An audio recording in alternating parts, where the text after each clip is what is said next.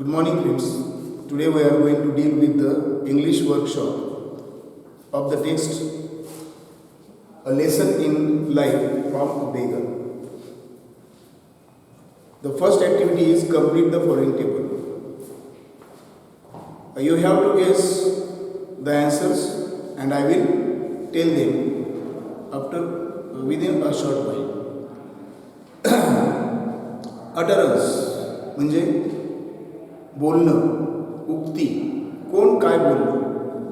मग तिथं दिलेले वाक्य जे आहेत ती कुणीतरी बोललेली आहेत.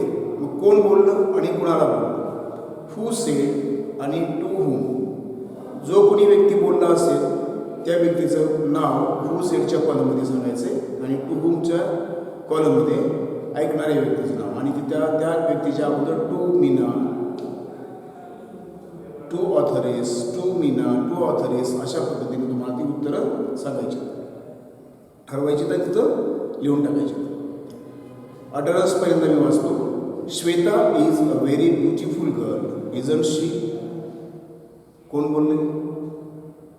ऑथरेस बोलले. आणि कुणाला बोलली? मीनाला बोलली. ही ॲक्टिव्हिटी करण्यापूर्वी आणखी एक सूचना तुम्हाला द्यायची. या इंग्लिश वर्कशॉपमध्ये जिथं जिथं लेखिकेचा उल्लेख आला आहे तिथं ऑथर हा शब्द आला. वास्तविक पाहता आपण पुरुष जर लेखक म्हणजे पुरुष जर असेल तर त्याला आपण लेखक म्हणतो आणि स्त्री असेल तर तिला लेखिका म्हणतो. तसं इंग्रजीमध्ये लेखकासाठी ऑथर हा शब्द आहे आणि लेखिकेसाठी त्याचं फिमेल जेंडर काय आहे? फेमिनाईन जेंडर ते आहे ऑथरेस. म्हणून जिथं जिथं इंग्लिश वर्कशॉपमध्ये तुम्हाला ऑथर हा शब्द आढळेल तिथं तुम्ही त्या शब्दामध्ये दुरुस्ती करायची आणि ती दुरुस्ती काय असेल? ऑथरच्या पुढं ESS प्रत्यय लावायचा म्हणजे ते ऑथरेस होईल. ठीक आहे. पहिलं वाक्य पहा पुन्हा एकदा. Shweta is a very beautiful girl isn't she. Who said? Sudha Murty ही लेखिका आहे. त्यामुळं आपण तिथं द ऑथर न म्हणता काय म्हणायचं? द ऑथरेस म्हणायचं. टू हुम कुणाला म्हणाली? मीनाला म्हणाली. मग तिथं उत्तर काय लिहायचं? To Meena. When a pony is young he looks handsome. कोण बोलले बरे? जेव्हा गाढवाचं पिल्लू, गाढव तरुण असतं, पिल्लू असतं, गाढवाचं पिल्लू असतं ते खूप देखणं दिसतं. कोण म्हणाले असं? Meena said. To whom? To authoress. किंवा तिथं तुम्ही ऑथरेस न लिहिता टू सुधा मूर्ती असं जरी लिहिलं तरी चालेल लेखिकेचं नाव. It's a beautiful day. कोण बोललं हे वाक्य? ऑथरेस बोलले. The authoress. To whom? To Meena. No the sun is too hot. Look at this pessimistic sentence and it must be of said by Meena. Meena said to authoress. I am all excited. It's nice to meet old friends. हे वाक्य सुद्धा मीनाच्याच तुमचं आहे पण हे कधीच आहे? After having got change in her attitude.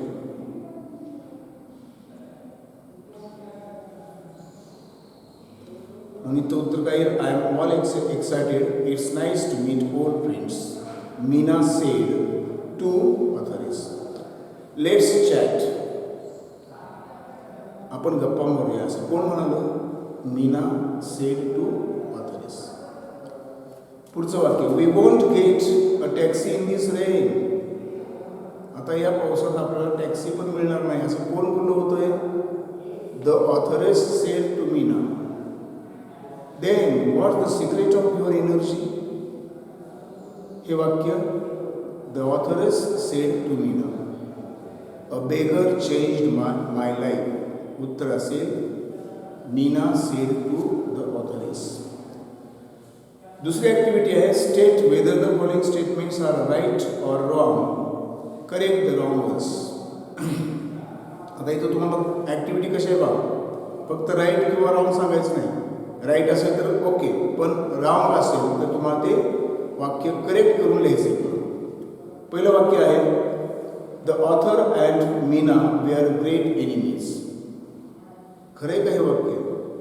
Author इथं ऑथर नाही म्हणायचं. The authoress and Meena were great enemies. हे वाक्य चुकीचं आहे. उत्तर काय लिहिता येईल तुम्हाला? The authoress and Meena were good friends. मग तिथं पहिल्यांदा क्रॉस करायचं आहे पुढं चौकोनामध्ये आणि ते वाक्य तुम्ही खाली पुन्हा रिपीट करून लिहायचं आहे करेक्ट करून. Meena was a very cheerful person initially. Meena सुरुवातीस खूपच आनंदी व्यक्ती होती. Initially she was very sad person. म्हणून हे वाक्य पण चुकीचं आहे. मग उत्तर बरोबर काय असेल? Meena was a very unhappy person initially. Meena stayed alone in an apartment in Delhi. वाक्य बरोबर आहे.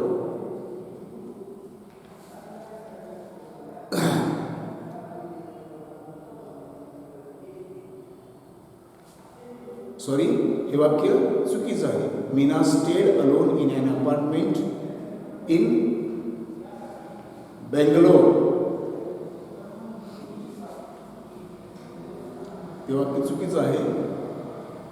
Meena stayed alone in an apartment in Delhi. याला पण क्रॉस करायचं आहे आणि उत्तर करेक्ट काय असेल? Meena stayed alone in an apartment in Bangalore. Meena was the second child of our parents.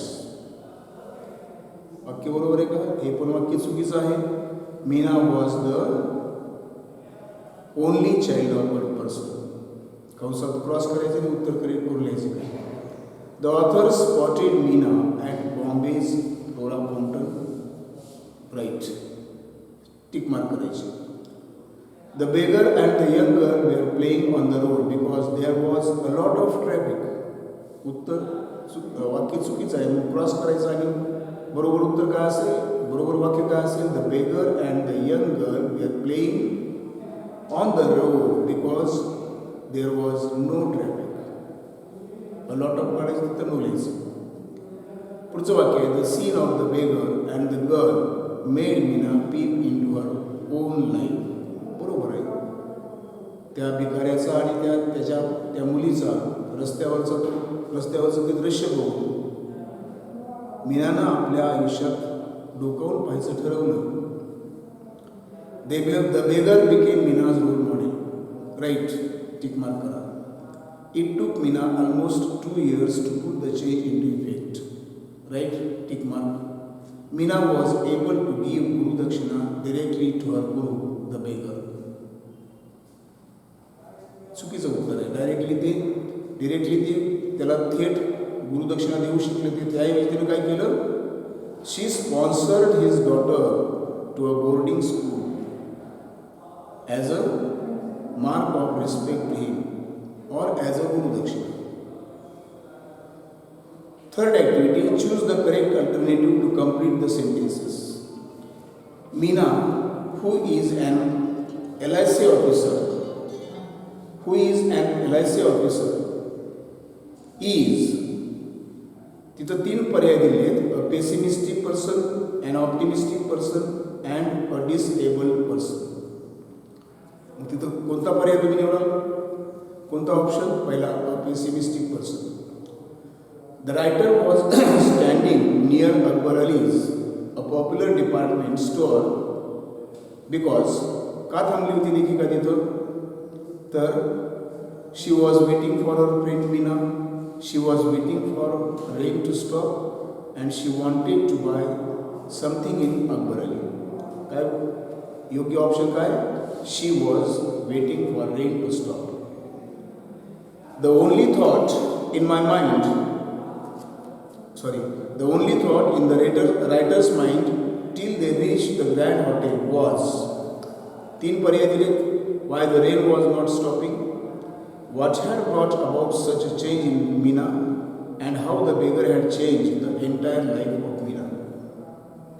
Correct option आहे what had brought about such a change in Meena. Meena sponsored the granddaughter of the beggar because मीनानं त्या भिकाऱ्याच्या मुलीला sponsor केलं. तिच्या शिक्षणासाठी प्रायोजकत्व स्वीकारलं. कारण she was alone in her life after his death. कारण त्या भिकाऱ्याच्या मृत्यूनंतर ती एकटी होती. It was a token of respect for the beggar आणि she was rich and so she wanted to help. पैकी काही it was a token of respect for the beggar. Activity number 4. How did the beggar change Mina's attitude? Discuss with your partner and complete the following way. After discussing with your partner, you have to complete this way.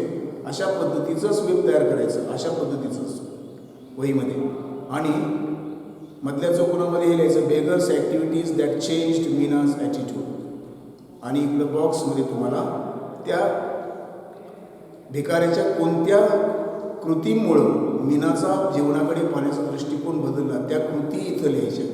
आणि एक लक्षात ठेवायचं, या कृती लिहिताना त्या कृती नाऊनच्या रूपात लिहायच्या. ठीक. ॲक्टिव्हिटी 5वी. Write in your own words. तुमच्या स्वतःच्या शब्दात लिहा. How did Meena show her gratitude to her guru. तुमच्या स्वतःच्या शब्दात मीनानं आपल्या गुरुप्रती कशा प्रकारे कृतज्ञता व्यक्त केली ती तुम्हाला लिहायची. आणि बीमध्ये why would Meena be sad initially, give reasons, pick out sentences from the story which prove that Meena was a pessimist. पहिल्यांदा तुम्हाला एक उत्तर लिहायचे, प्रश्न कारण द्यायचे. मीना सुरुवातीस का दुःखी होती याची कारणं द्यायची, बिकॉजची कारणं द्यायची. आणि नंतर pick out sentences from the story which prove that Meena was a pessimist. Meena ही एक निराशावादी व्यक्ती होती हे सिद्ध करणारी धड्यात आलेली तिच्याविषयीची वाक्य तिथं तुम्हाला खाली नंतर लिहायची. आणि 6वी ॲक्टिव्हिटी जी आपण या व्हिडिओच्या शेवटी घेणार आहोत ती मी तुम्हाला फळ्यावर लिहून दिलेली आहे. बघा, अपोजिट वर्ड्स. अपोजिट वर्ड्सलाच इंग्रजीमध्ये अँटोनिम्स म्हणतात आणि सिमिलर वर्ड्सला इंग्रजीमध्ये सिनॉनिम्स म्हणतात. अँटोनिम्स किंवा अपोजिट वर्ड्स म्हणजे विरुद्धार्थी शब्द. इथं तुम्हाला काही शब्द दिलेत, त्या शब्दांचे विरुद्धार्थी शब्द तुम्हाला जे वाटतात किंवा दुसरे असतात त्याचे शब्द विरुद्धार्थी शब्द असू शकतात ते लिहायचे नाही. धड्यामध्ये जे आलेले आहेत त्याचे विरुद्धार्थी शब्द तेच लिहायचे.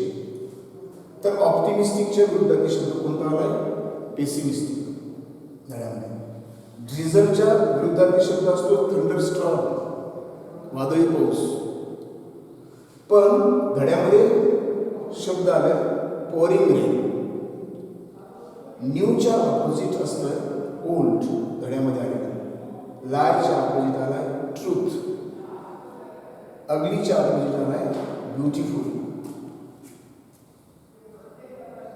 फ्राउनच्या अपोजिट वर्ड आलाय स्माइलिंग. हेलच्या अपोजिट वर्ड आलाय पॅराडाईज. अनहॅपीच्या अपोजिट वर्ड आलाय हॅपी. आणि डिसरिस्पेक्टच्या अपोजिट वर्ड आलाय रिस्पेक्ट. अनइम्पॉर्टंटच्या विरुद्धार्थी शब्द आलाय इम्पॉर्टंट. हे सगळे शब्द तुम्ही तुमच्या वहीत लिहून घ्यायचे. आजच्या पुरता आपण इथंच थांबूया. थँक्यू.